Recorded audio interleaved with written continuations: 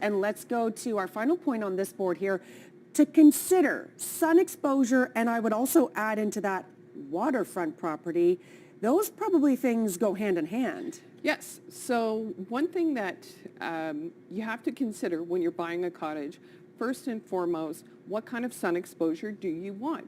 Do you want your sun rises or do you want your sun sets? Mm-hmm. Now, I will go out on a limb. I truly believe that you can pay more and put your house for listing more when you have sunsets.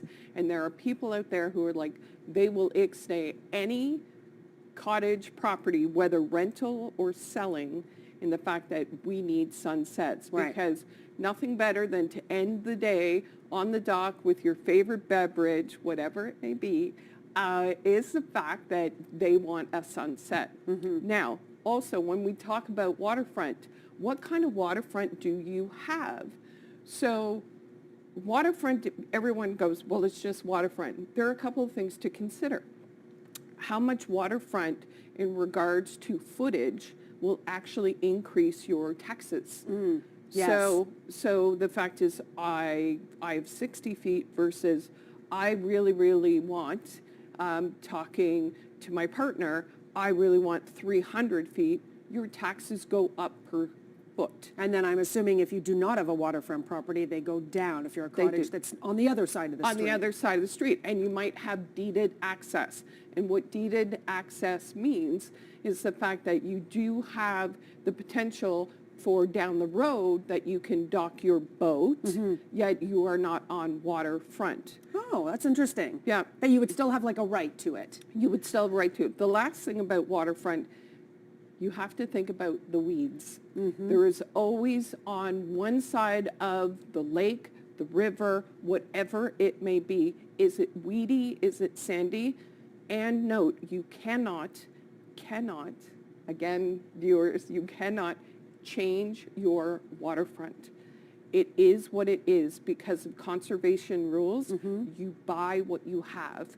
And so is it rocky? Is it sandy? Is it weedy? You have to ask all those questions. And of course, the more pristine it is probably, the higher the price goes.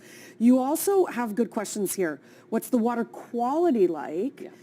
Has the cottage ever flooded before? That's a big one. We've had a lot of flooding in recent years. You should ask that before you buy. We have, and you and I have been sandbagging together, and the fact is that you have to understand, is this waterfront, is it fluctuating? The Ottawa River is regulated and it goes up and down, mm-hmm. where, you know, let's say you're just on a lake and it just goes up and down in a quieter manner, right? Mm-hmm. So you have to find out, is it floodable?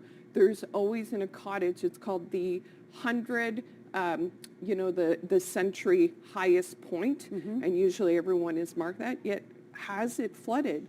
Does the water go up and down? That may also affect your choices of dock that you choose. And are you doing whips on the boat or are you doing a floating dock? Right. There's a lot to consider. There's a lot to consider.